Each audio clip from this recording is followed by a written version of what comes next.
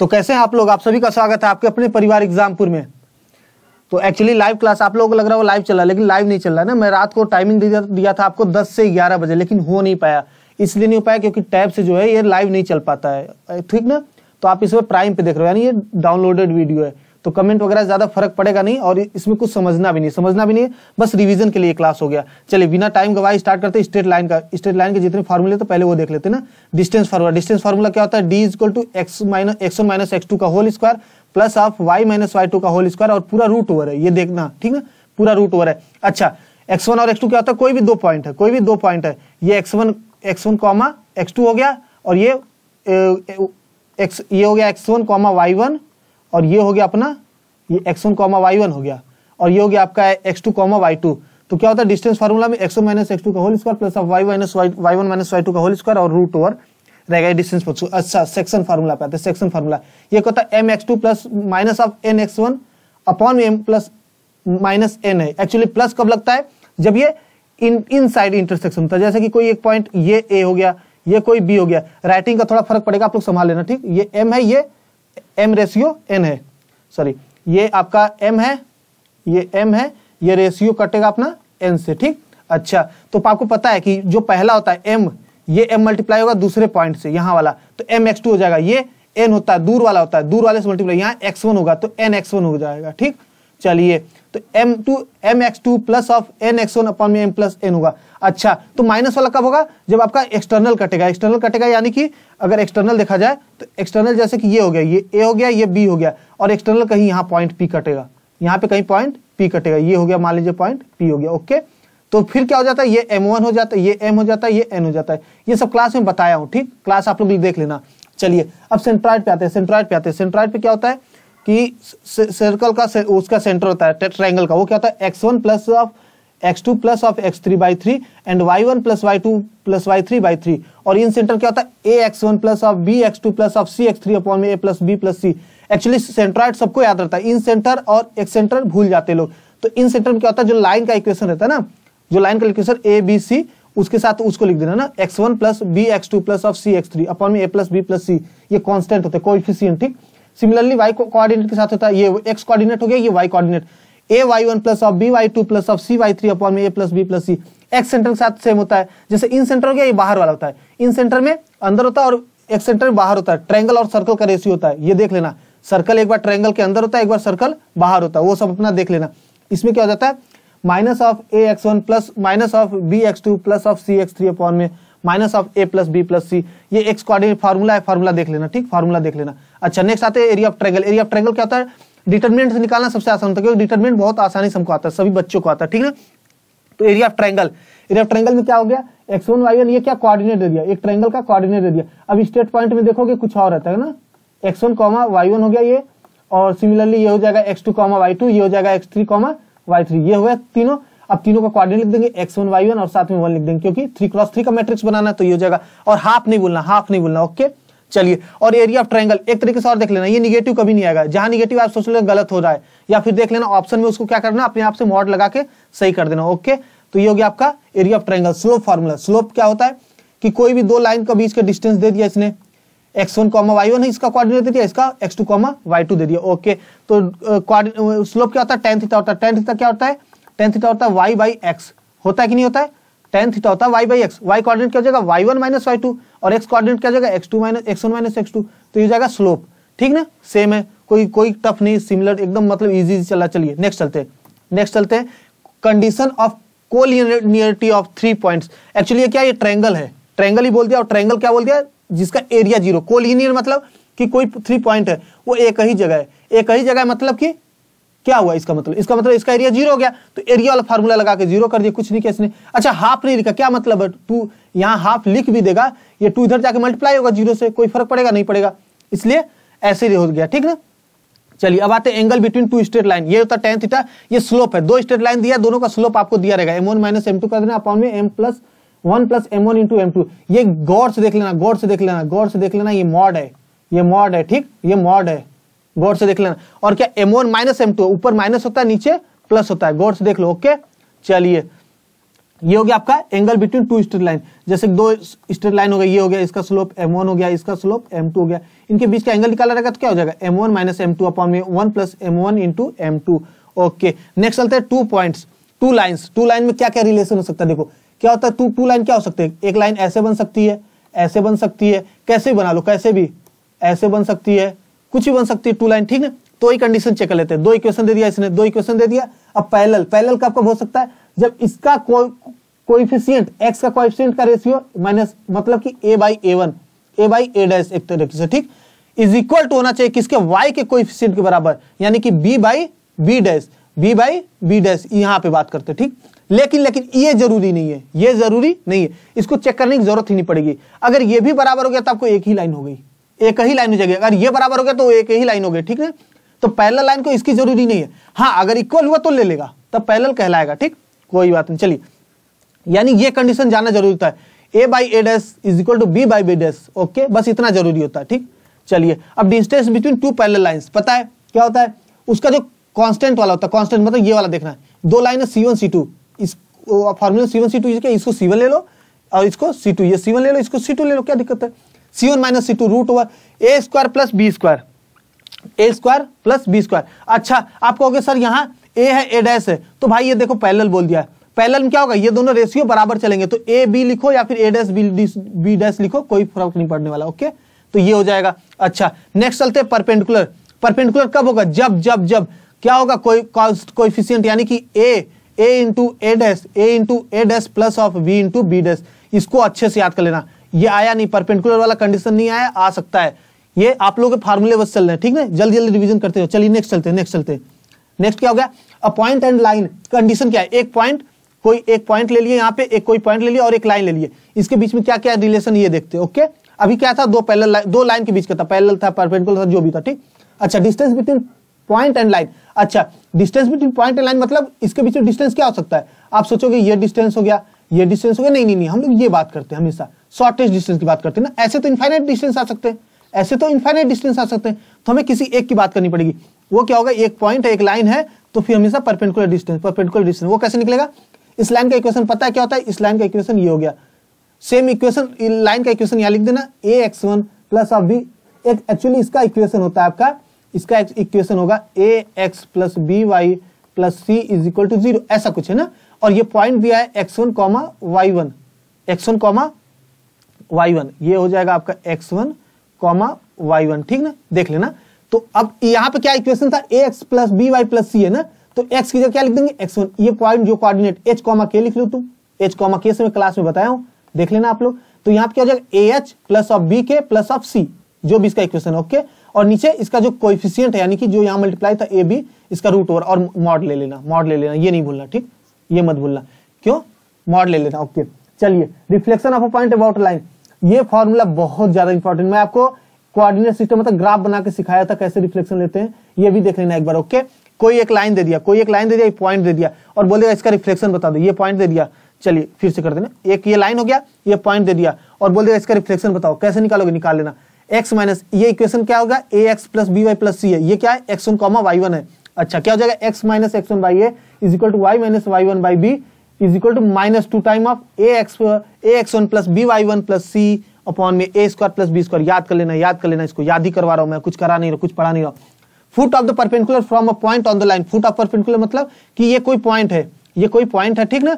इसका foot of perpendicular मतलब यहाँ से परपेंडिकुलर गिरा, इस पॉइंट की बात कर रहा है वो, जहां पे गिरा है इस पॉइंट का कोऑर्डिनेट की बात कर रहा है वो। क्या हो जाएगा, देखो वो रिलेशन से निकाल लेना, ये रिलेशन होता है, ये relation x minus x1 by a is equal to y minus y1 by b is equal to minus of ax1 plus by1 plus c upon में a square plus b square. कुछ ऐसा लग रहा हो, कुछ इसके जैसा। अब देखना, ये क्या रिफ्लेक्शन था, जो जब आप रिफ्लेक्शन निकाल रहे थे, तो इसके अबाउट मिरर रख के लेते हो यहाँ पे, तो ये 2 टाइम हो जाता है, 2 गुना दूरी आ जाता है, ये दूरी और ये दूरी। और जब आप फुट ऑफ परपेंडिकुलर निकालते हो तो आधा ही आएगा, तो एक पार्ट काम आता है, यहाँ 2 गुना करने की जरूरत नहीं पड़ती। ओके, देख लीजिएगा। चलिए, bisectors of the angle between 2 lines, 2 line दे दिया, अब इनके बीच का बाइसेक्टर एंगल निकालना है, ठीक। वो क्या हो जाएगा, एक ऐसा लाइन दिखाओ जो कि इनको बाइसेक्ट करे, इनके एंगल को बाइसेक्ट करे। वो कैसे निकले, जैसे कि एक अच्छे से कर लेते ना, ये हो गया, इनका बाइसेक्टर कुछ ऐसा जाएगा जो इन दोनों एंगल को बराबर करेगा ना, ऐसा कुछ होगा। तो फिर इसका क्या इक्वेशन हो जाएगा, ये देख लेना, ax plus B Y plus C upon में root over A square plus B square plus minus of, ये दो लाइन थे, एक इसका ax plus B Y plus C ले लो इक्वेशन, और इसका ले लो a dash X plus B dash X plus C dash is equal to 0। तो यहाँ पे दोनों को रख देना, प्लस माइनस होता है, देख लेना प्लस माइनस क्या होता है, एक इधर भी आएगा एक इधर भी आ जाएगा। ओके चलिए नेक्स्ट चलते, कंडीशन ऑफ कॉन्करेंसी। ये क्या होता है, of 3 straight line, 3 straight line concurrency है। अच्छा इसमें कुछ नहीं होता, डिटरमिनेंट 0 करना होता है। डिटरमिनेंट कैसे, 3 इक्वेशन दिया लाइन का, एक ये दे दिया, ठीक, आई की जगह क्या करो 1 रख दो, तो क्या हो जाएगा a1x प्लस ऑफ, ये हो जाएगा a1x plus of b1y plus c1, और 2 रखोगे तो a2x plus b2y plus c2, और 3 रखोगे तो a3x plus b3y plus c3, और 3 इक्वेशन मिल गया, और तीनों को रख दो यहाँ पे a1 b1 c1 a2 b2 c2 और a3 b3 c3। एक्चुअली ये तीनों दिया रहेगा, ये तो एक फार्मूला शॉर्टकट बनाने के लिए लिख दिया है, ये दिया रहेगा तीनों आपको, ठीक, सीरीज में, तो यहाँ पे रख देना, 0 कर देना, डिटरमिनेंट आ जाएगा। ठीक, अब चलते pair of straight line through origin. Origin से जो स्ट्रेट लाइन पास होती है पेयर ऑफ स्ट्रेट लाइन, उसका इक्वेशन ये होता है।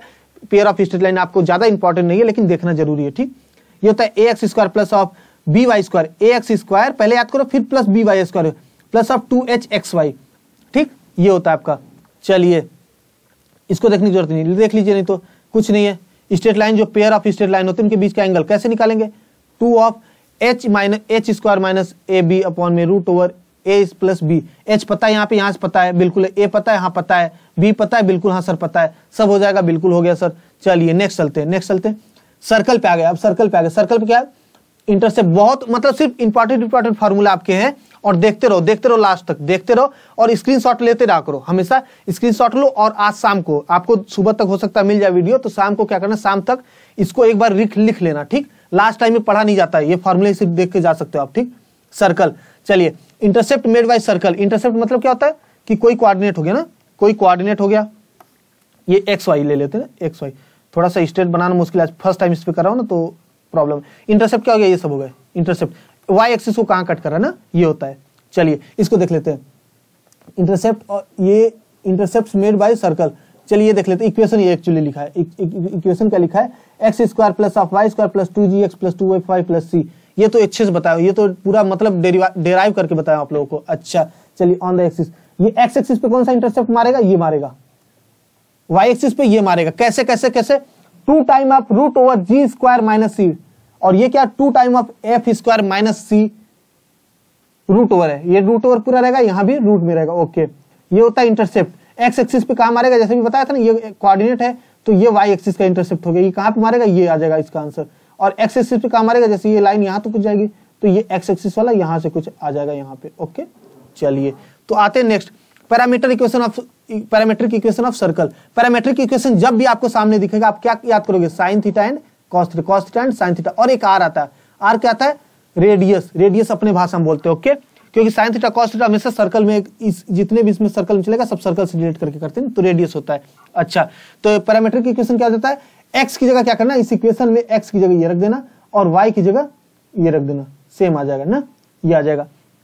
चलिए टेंजेंट, सर्कल का टेंजेंट स्लोप फॉर्म में क्या हो जाता है, टेंजेंट का इक्वेशन, ये टेंजेंट का इक्वेशन है, y equal to mx of plus minus a of root over 1 plus m square. अच्छा सर, a क्या है, a क्या है, सबको पता है, बताऊं क्या, एक बार कमेंट कर देना a क्या, कितने लोगों को पता है, तभी बताऊंगा, बाद में a कहीं नहीं बताऊंगा। ठीक, चलिए y equal to mx of plus minus a of root over 1 plus m square. अच्छा, पॉइंट फॉर्म में कैसे होता है, ये तो स्लोप फॉर्म हो गया, जहां m दिख जाए ये स्लोप फॉर्म में। अच्छा, पॉइंट फॉर्म में क्या दिखेगा, x और x1 y1 y2 x1 x2 इस टाइप का, is equal to a square. अब यहां से कुछ दिख रहा होगा, सर्कल रेडियस वगैरह दिख रहा है क्या कुछ, ये a रेडियस थोड़ी है, देख लेना एक बार। ओके, अच्छा t इक्वल टू 0 बोले, ठीक है, टेंजेंट का इक्वेशन, ये जो ऊपर वाला था ना टेंजेंट, ये टेंजेंट का इक्वेशन था, इसको 0 कर देना ना, इसको 0 कर देना, t आ जाएगा, t का इक्वेशन यही है। या फिर y की तरफ इन सबको शिफ्ट कर देना, ये t का इक्वेशन है, स्लोप ऑफ टेंजेंट। ठीक, टेंजेंट का इक्वेशन, अच्छा t इक्वल टू टेंजेंट का इक्वेशन है, ये स्लोप का है ना, ये तो दूसरा चीज। चलिए t इक्वल टू 0 वाले कंडीशन p होगा, एक बार और बता दे रहा हूं इसको। ओके, स्लोप फॉर्म में क्या हो जाता है, y equal to mx of plus minus root over plus minus a of root over 1 plus m square, and point form में लिखूंगा x into x1 plus of y into y1 plus of a square. कब, या फिर t equal to 0 कर, जो भी आपका tangent का इक्वेशन दिया रहेगा ना, टेंजेंट का इक्वेशन दिया रहता है कभी कभी क्वेश्चन में, तो टेंजेंट के इक्वेशन को 0 कर देना बराबर। ओके, चलिए पैरामीट्रिक फॉर्म वही जहां भी cos थीटा sin थीटा देखा, ये हो गया पैरामेट्रिक फॉर्म। क्या हो जाएगा, x cos alpha plus of y sin alpha is equal to 0। यहां भी देखना x के साथ cos घूम रहा था, y के साथ sin घूम रहा था, यहां भी वही है, y के साथ sin घूम रहा है, x के साथ cos घूम रहा है। सिमिलरिटी मिला के जो मतलब सीरीज में याद करोगे तो जल्दी याद हो जाएगा। ओके चलिए next, pair of tangent from a point, ये क्या हो जाएगा, s into S one is equal to T square, s into S one is equal to T square. Okay ये होता है pair of tangents from a point. चलिए अब इसका अब ये बताऊंगा नहीं, s1 क्या है इक्वल टू टी तो पता ही दिया, अब ये सब चीजें देख लेना, ठीक ना। चलो लेंथ ऑफ टेंजेंट क्या हो जाता है, root over S one. Actually s1 चलो बता देता हूँ, कोई भी सर्कल का इक्वेशन होता है ना, जैसे ये सर्कल का इक्वेशन था ना, ये सर्कल का इक्वेशन था, जब x इक्वल टू x1 रख दो, y इक्वल टू y1, तो फिर ये आ जाएगा s1 का दे देगा, इक्वेशन दे देगा, सर्कल का नया सर्कल का इक्वेशन दे देगा, जिसका नाम बोल देगा s1। ओके चलिए, और जो पहले वाला था वो s था। यहाँ पे क्या करेंगे, जो नया सर्कल का इक्वेशन आएगा, उसको रूट दे देंगे, तो ये आपका आ जाएगा लेंथ ऑफ टेंजेंट। ओके चलिए नेक्स्ट, डायरेक्टर सर्कल, जो एक तरीके से डायरेक्ट करता है, जो सबको लीड करता है, ये याद कर लो। इसके लिए ये होगा, इसके लिए ये होगा। अब ऐसा क्यों बोला, देखो ये सेम है, x square plus Y square equal to A square. आप बोले for X square plus Y square equal to A square है, ये देखो कुछ नहीं किया, ये रेडियस में बस थोड़ा सा छेड़छाड़ कर दिया और कुछ नहीं किया ना, इसकी जरूरत नहीं होती। चलो chord of contact T equal to 0 रख देना, length of chord of contact 2LR root over upon में 2LR अपॉन में root over R square plus L square. ये देखिए याद कर लेना अच्छे से, 2 into L R root over R square plus L square. ध्यान देना, प्लस माइनस का ख्याल रखना। ओके एल क्या है, लेंथ ऑफ टेंजेंट है, आर क्या रेडियस है। ओके चलिए नेक्स्ट चलते, area of the triangle found by the pair of tangent is called its chord and chord of contact. ये जरूरी नहीं, इसको मत याद करना। ओके नेक्स्ट चलते, चलिए ये क्या है, ये भी जरूरी नहीं, आपके पॉइंट ऑफ व्यू से ये भी जरूरी नहीं, हटाइए इन सबको। ठीक चलिए अब आते हैं 8 पॉइंट पे। 8 पॉइंट पे क्या, condition of orthogonality of two circle. बहुत बड़ी बात है। ये बोलिए दो सर्कल है, ये ऑर्थोगोनल कब होंगे, मतलब कि दो सर्कल का ऑर्थोगोनल बोलने का मतलब होता है इसके टेंजेंट जो होते हैं ना, इसके टेंजेंट 90 डिग्री कब बनाएंगे, एक्चुअली ये बोलता है ना। तो क्या कंडीशन हो जाएगा, 2 into g of G1 G2 plus 2 of F1 F2 is equal to C1 plus C2। इसका कुछ इक्वेशन होगा जिसमें G1 G2 आएगा, इसका कुछ इक्वेशन होगा जिसमें इसमें आएगा G1 F1, इसमें आएगा G2 F2 बिल्कुल, इसमें आएगा C1, इसमें आएगा C2। तो उन सबके कांस्टेंट को जब साथ में, कोएफिशिएंट को जब साथ में रखोगे इस सीरीज में, इस सीक्वेंस में, तो ये ऑर्थोगोनैलिटी बता देगा। ठीक, ये ऑर्थोगोनैलिटी बता देगा। अगर बराबर आ गई, ये इन दोनों का सम इसके बराबर, ये ऑर्थोगोनल। ओके रेडिकल एक्सेस जरूरी नहीं है, फैमिलीज ऑफ सर्कल ये देख लेना एक बार। ठीक, ये कोई सर्कल है जिसका S1 इक्वेशन है, तो उसमें कोई भी कांस्टेंट मल्टीप्लाई करके दूसरा इक्वेशन हम बना सकते हैं, बिल्कुल बना सकते हैं। ठीक, ऐसा कोई जरूरी नहीं। चलिए नेक्स्ट चलते हैं। ये 9th वाला आपको उतना जरूरी नहीं था, 9th वाले को हटा देना। ठीक, 10th वाला था, 8 वाला था, दोनों बता दिया। नेक्स्ट पैराबोला चलते हैं। Parabola, equation of standard parabola, ये क्या होता है, y square equal to 4x, जबकि जिसका इक्वेशन वर्टेक्स क्या होता है, जैसे ये y square equal to 4x का ये होता है, y square equal to 4x का ये वाला होता है ग्राफ। ओके वर्टेक्स क्या होता है, ये होता है 0,0, ये होता है 0,0। अच्छा, और क्या होता है, फोकस क्या होता है, ये होता है a,0, ये होता है आपका फोकस। अच्छा, और डायरेक्ट्रिक्स क्या होता है, डायरेक्ट्रिक्स जितना इधर जाते हैं ना, जितना इधर जाते हैं उतना इधर आते हैं। ये कितना हो जाएगा, x is equal to minus A आ जाएगा ना, क्योंकि 0 से a गया उतना इधर आ जाओ, x is equal to minus A पे आ जाएगा। अच्छा, और लेटेस्ट रेक्टम एक टर्म आएगा, लेटेस्ट रेक्टम होता है फोकस पे एक लाइन गिरा दो, ना। इसका क्या होता है इक्वेशन, ये इसका लेंथ क्या हो जाता है, ये पूछता है।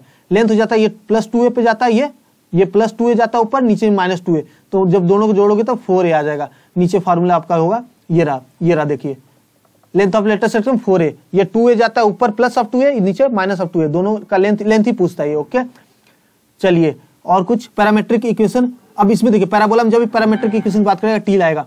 एक्स को, ये जो आपका इक्वेशन था ना, ये वाला देखना, ये जहां मैं सर्कल बना रहा हूं, ये वाला इक्वेशन था, इसके एक्स की जगह at स्क्वायर रख दो और y की जगह 2at रख दो। ठीक, ये जो इक्वेशन बनेगा पैरामेट्रिक फॉर्म दे देगा। Okay, tangent of a parabola y square equal to 4x, tangent का स्लोप फॉर्म में लिखेंगे तो y equal to mx of plus of a by m, और पैरामेट्रिक फॉर्म में वही x की जगह t रख दो, y की जगह x की जगह at स्क्वायर रख दो और y की जगह 2at रख दो, या जगह पैरामेट्रिक फॉर्म। और पॉइंट फॉर्म में लिखेंगे तो हमेशा टेंजेंट को 0 कर, t इक्वल टू 0 कर देंगे। Okay, normal to the parabola जरूरी नहीं है, लेकिन देख लेना फार्मूला। ठीक, बताने की जरूरत नहीं इसमें।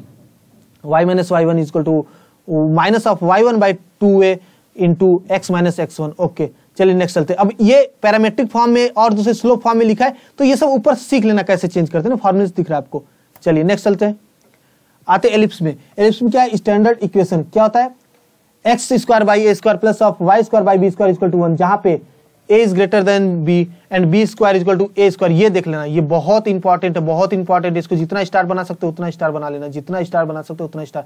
अच्छा, ई का रिलेशन बताया था, पैराबोला, हाइपरबोला, सर्कल में, तीनों में बताया, अच्छे से बताया। हाइपरबोला में बताया हमेशा बड़ा होता है, क्योंकि हाइपर मतलब बड़ा होता है, ज्यादा होता है गुस्से वाला ना।